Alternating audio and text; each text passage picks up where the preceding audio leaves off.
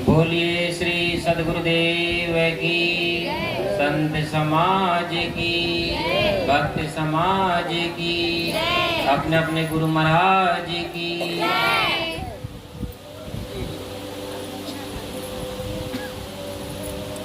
परम पूज्य संत श्री किशोर साहिब जी,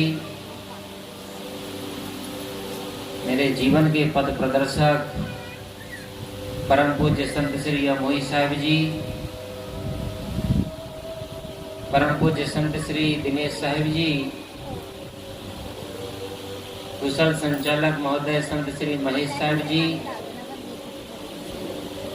संत श्री कर्मेंद्र साहिब जी, मुदमंगलमय संत समाज, विभिन्न प्रांतों से पधारे हुए प्रेमी भक्त सज्जनों, श्रद्धा भक्ति के स्रोत माता एवं बहनों, काफी समय से हम और आप सभी लोग संत गुरुजनों के मुखारविंद से व्यवहार और परमार्थ संबंधी बातों को श्रवण कर रहे हैं। जीवन के संबंध में बहुत सुंदर सुंदर विचारों को हम लोग और आप सभी लोग मधुर कंठ से मधुपान कर रहे हैं। मेरे लिए भी आज्ञा हुई, आज्ञा का पालन करते हुए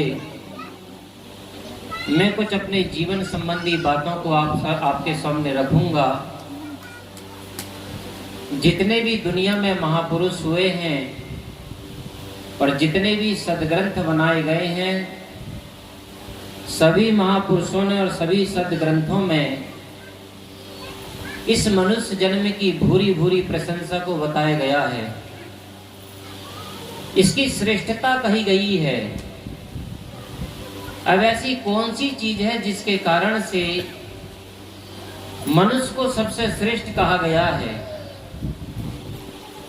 श्रेष्ठता के हमारे जीवन में 3 कारण हैं जो सिर्फ मनुष्य को प्राप्त है और किसी प्राणियों को, 3 खाने के प्राणियों को वो चीज सुलभ नहीं है। सबसे पहले है हंसने की कला। जो हंसने की कला मिली है सिर्फ मनुष्य ही हंस सकता है, बाकी कोई भी प्राणी हंस नहीं सकता है। दूसरी चीज मिली है बोलने की कला। जो भैतरी वाणी है, अपने अंदर के भाव हम अपने शब्दों के माध्यम से दूसरों तक पहुंचा सकते हैं, वो सिर्फ कला मिली बोलने की मनुष्य को। और तीसरी चीज मिली है कर्म करने की स्वतंत्रता। ये 3 कारणों से मनुष्य सबसे श्रेष्ठ कहलाता है। सबसे पहले है हंसने की कला। आपको सबको मालूम है, जब कोई भी बच्चा या बच्ची का जन्म होता है,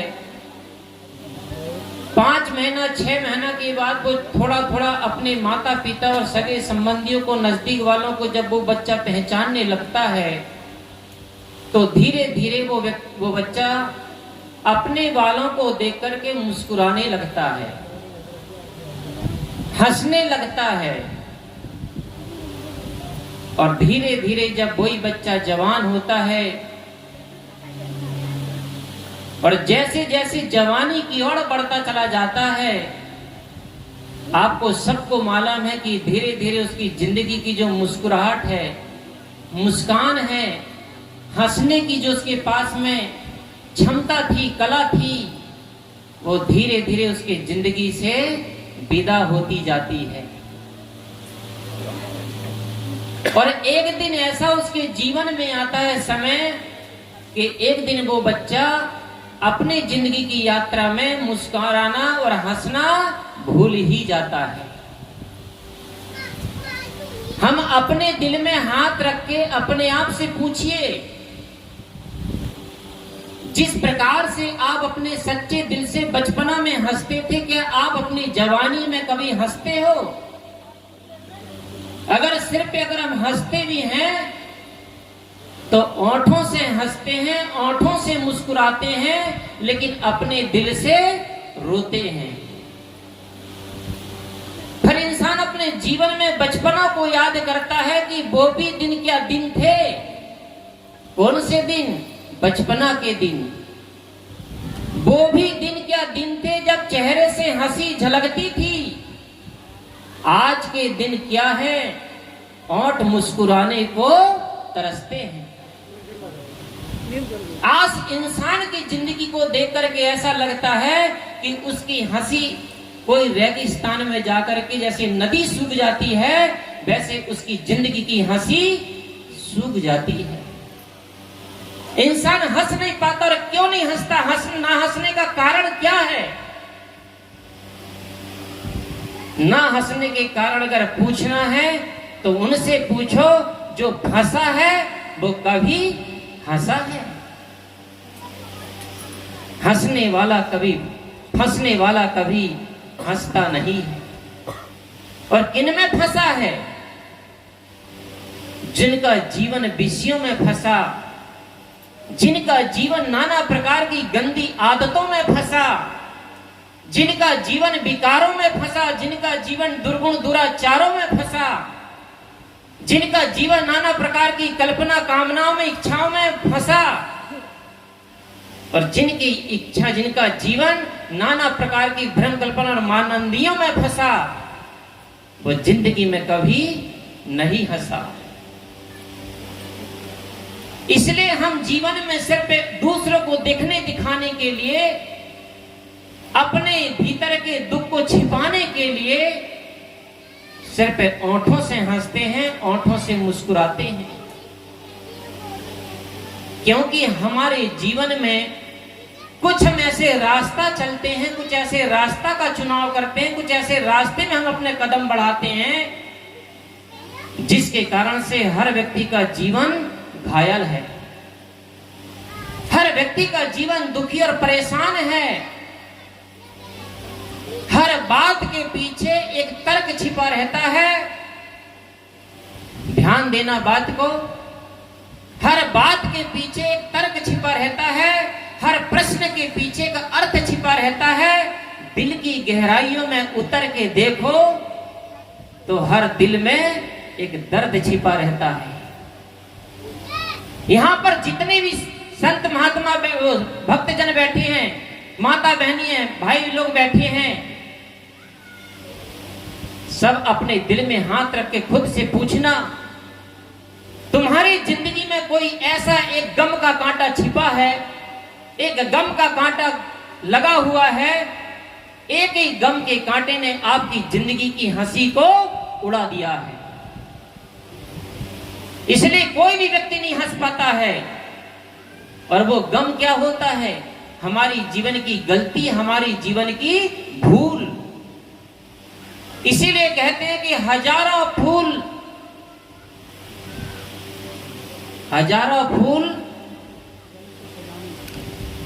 गले को सजाने के लिए कम होते हैं, और एक भूल काफी है जिंदगी भर रुलाने के लिए। हजारों दीपक रात को उजेली नहीं बना सकते, हजारों आंसू बरसात नहीं बना सकते। कर डालो जतन लाके मेरे भाई, पर बिगड़ी हुई बात कभी बन नहीं सकती।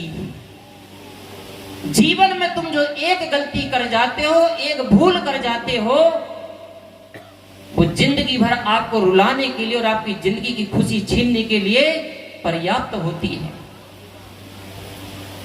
और जब वही इंसान अपनी जिंदगी में, जवानी में चलता है, बचपना में हम परेशान रहते, दुखी रहते, किसके लिए? नाना प्रकार की इच्छा कामनाओं में, कि हमको जे मिल जाए, जे मिल जाए, जे मिल जाए, ऐसा हो जाए। और जवानी में जब पहुंचता इंसान तो उन इच्छा कामनाओं को पूरा करने के लिए दौड़ता है, पूरा करने के लिए भागता है। और करते करते, भागते भागते हाथ जीवन में कुछ भी नहीं आता है। हमेशा इंसान फिर दूसरे पे खोजता है कि दूसरे से सुख मिल जाए, प्राणी से सुख मिल जाए, पदार्थ से सुख मिल जाए, भोगों में सुख मिल जाए, विषयों में सुख मिल जाए। लेकिन भागते भागते, दौड़ते दौड़ते जिंदगी सूख जाती है, लेकिन जिंदगी में सुख नहीं मिलता है।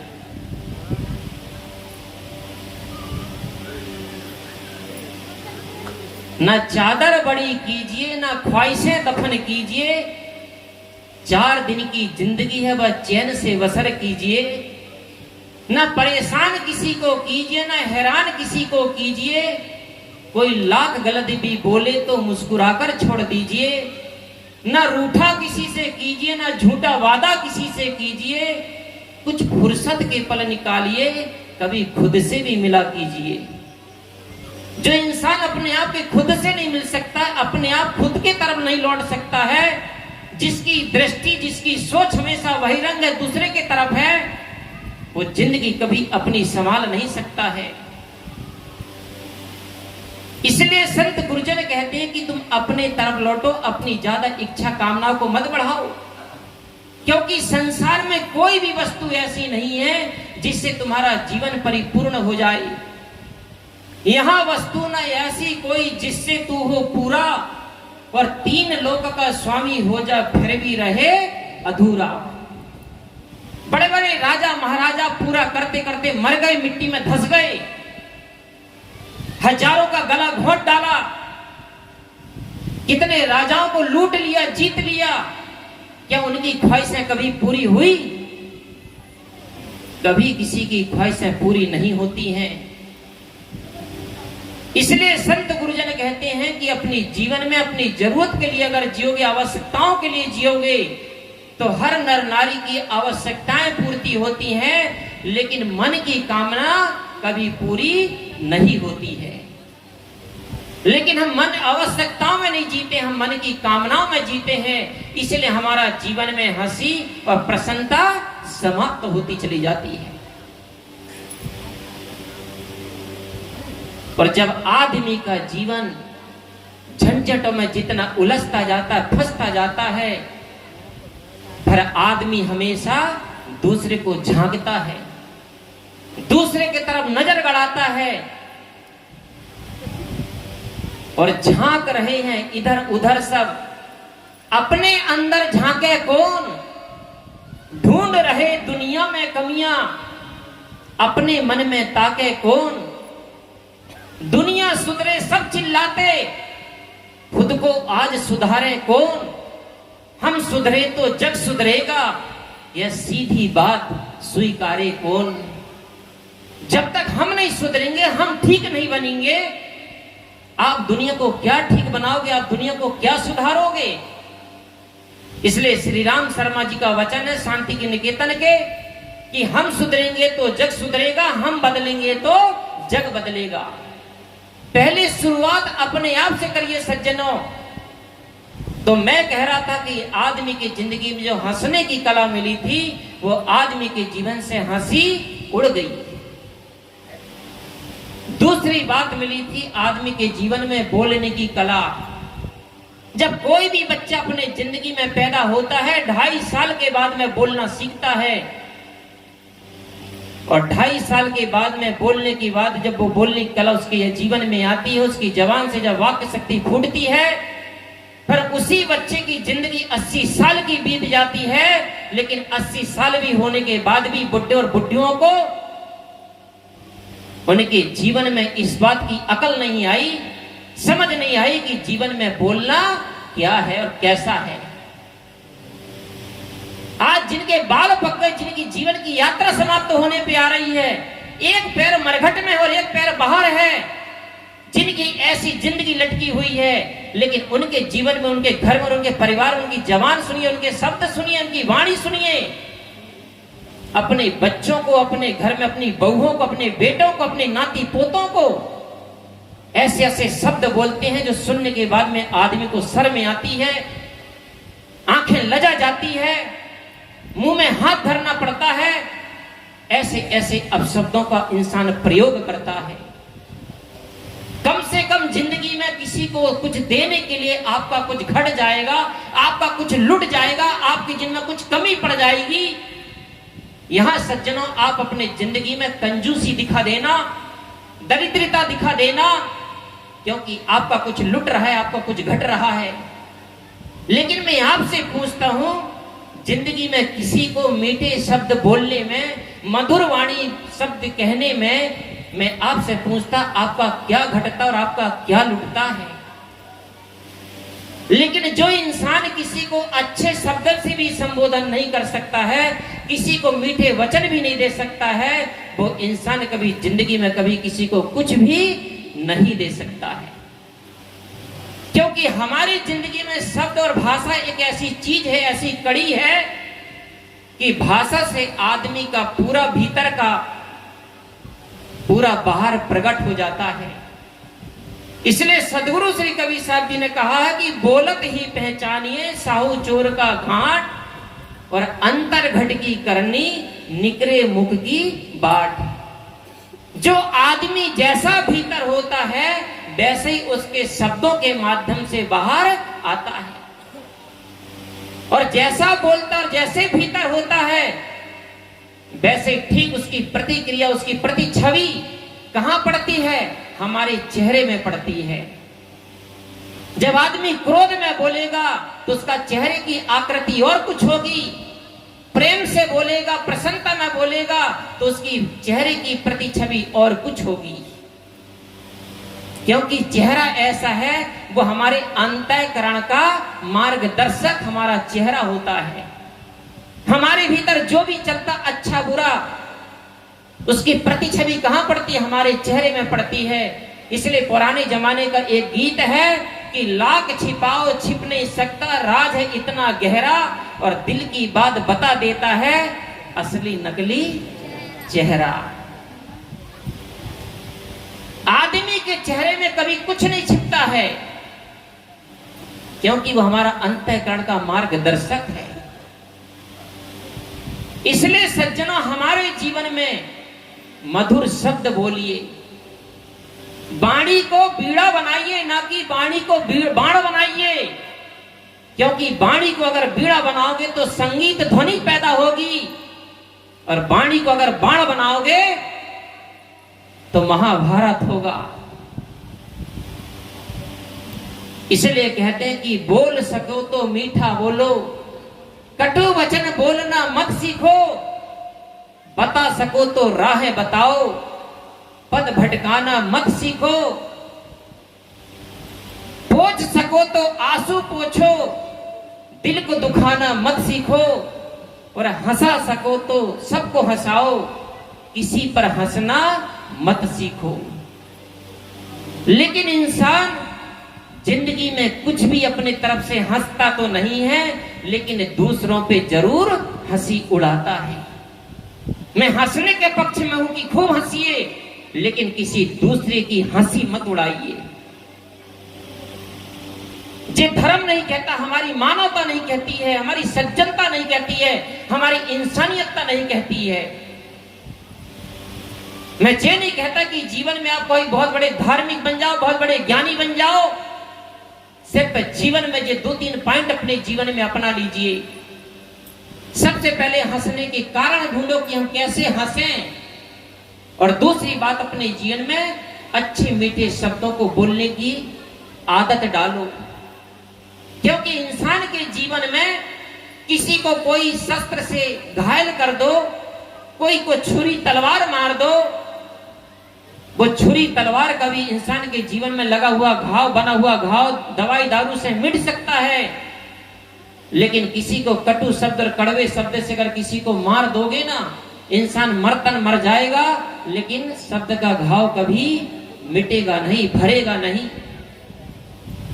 इसलिए तलवार की धार भी सह लेता है आदमी, गोली की बौछार भी सह लेता है आदमी, मगर सबसे ज्यादा असर करती है ये कि बोली की मार नहीं सह पाता है आदमी।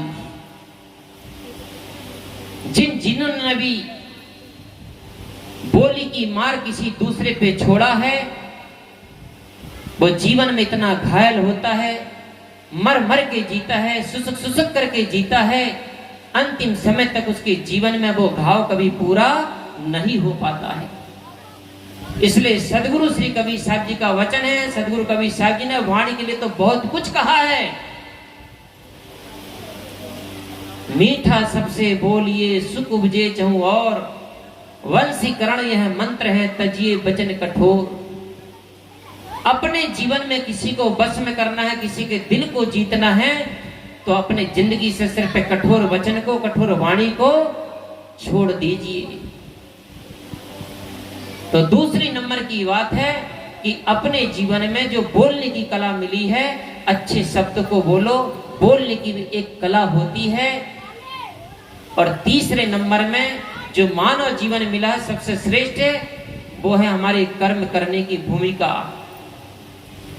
जीवन में हर व्यक्ति जिंदगी में सुख चाहता है, शांति चाहता है सज्जनों, लेकिन जीवन में सुख और शांति का मूल कारण होता है हमारे जीवन के अपने कर्म। पर हमारे जीवन में इंसान दो ही कर्म करता है, एक शुभ करता है, एक अशुभ करता है, एक पाप करता है, एक पुण्य करता है, और जिनका परिणाम क्या होता है, हमारे जीवन में सुख और दुख होता है।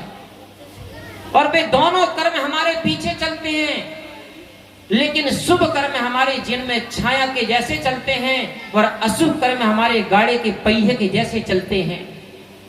जिस प्रकार किसी बैलगाड़ी में बैलों के पीछे गाड़ी का पहिया बैल के पैर के कचोट के चलता है, लहू लुहान करके चलता है, इसी प्रकार से सज्जनों हमारे जीवन के बुरे कर्म हमारे जीवन को दुख देते चलते हैं, कचोटते चलते हैं।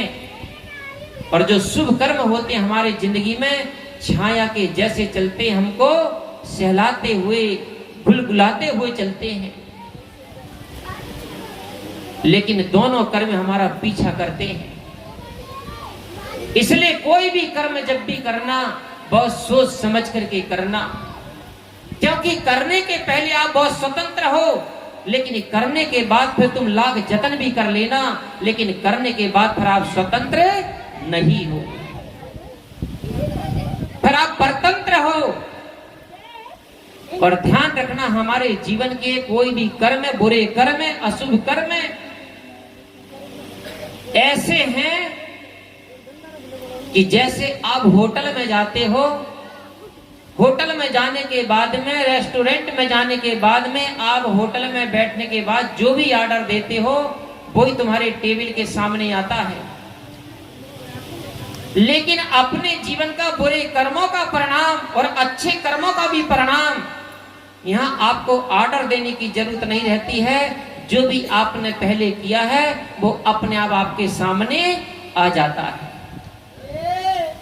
और बुरे कर्म हमको ऐसे हमारे ढूंढते, हमारी खोज में लगे रहते हैं, जैसे हजारों गाय के बीच में किसी गाय का बच्चा खो जाता है, लेकिन जैसे बच्चे को अपनी मां ढूंढ लेती है, वैसे हमारे बुरे कर्म भी हजारों के बीच में भी हमको खोज लेते हैं। इसलिए सज्जनों, अपने जिंदगी में हमेशा अच्छे कर्म करना, क्योंकि जीवन में, तुम्हारे हर जीवन में और हर पहलू में और हर यात्रा में तुम्हारा कोई ना कोई साथी बन सकता है, लेकिन हमारे जिंदगी के किए हुए कर्मों में कोई हमारा साथी कभी नहीं बनता है। इसलिए हम जीवन में अच्छा कर्म करें सज्जनों, जीवन में कभी बुरा कर्म मत करना, क्योंकि कर्म करने से इंसान देवता भी बनता है और कर्म करने से इंसान शैतान भी बनता है। इंसान का कर्म इंसान को भगवान बना देता है और इंसान का कर्म इंसान को शैतान बना देता है। तो हमको कर्म भूमिका मिली है, ज्ञान भूमिका मिली है, महापुरुषों का संग साथ मिला है, सत्संग की दरिया मिली है, गंगा मिली है। हम यहाँ पर संत गुरुजनों के पास आते क्यों हैं? सिर्फ अपना समय बिताने के लिए, संत महात्माओं को मात्र देखने के लिए, परखने के लिए? हम यहाँ पर संत गुरुजनों के पास इसीलिए ही आए हैं कि अपने जीवन में जो गलतियां हैं, जो भूल है, जो अज्ञानता है, जो हमसे गलत कर्म हो रहे हैं, उन अज्ञानता को मिटाने के लिए, उन भूल को सुधारने के लिए और गलत कर्म को छोड़ करके अच्छे कर्म करने के लिए, हम इसी जीवन को सुधार करने के लिए हम संत गुरुजनों के पास में आते हैं। और हमें ऐसा करना चाहिए, जो प्रयास हमारा जीवन में प्रयासरत होना चाहिए, तभी हमारा जीवन अच्छा बनेगा। लेकिन हम लोग क्या करते हैं? चित्र से अच्छे बनते हैं, कपड़े लत्ते पहन करके अच्छे बनते हैं, घर मकान बना करके अच्छा दिखना चाहते हैं, लेकिन हमारे जीवन के कर्मों को हम अच्छा नहीं बनाते हैं। और बाहर तुम कितना ही अच्छा बना लो, लेकिन भीतर अगर अच्छा नहीं बनाओगे तो आपका ये बाहर कोई काम नहीं आएगा। इसीलिए तो आपका जीवन हैरान है और आपका जीवन परेशान है, इसीलिए तो आपका जीवन दुखी और अशांत है। कोई आपको कोई दुखी थोड़ी कर रहा है, आपको कोई परेशान थोड़ी कर रहा है, आपको कोई रुला थोड़ी रहा है। तुम बैठ करके जरा अपने भीतर टटोलना, अपने भीतर खोजना। तुम्हारे दुखों का कारण है अपने जीवन में जो भी अच्छा बुरा किया हुआ का जो कर्मों का मटेरियल, जो मसाला तुम्हारे भीतर भरा है ना, वे कर्म की कचोट, वो कर्म की मार तुम्हें रुला रही है, तुम्हें परेशान कर रही है। तुम्हारी जिंदगी के दिन के चैन हराम और रात की नींद हराम है। पर हमारे संत गुरुजन श्री अमोई साहब जी एक सूत्र बताते हैं कि बच्चों का मन होता है निर्मल,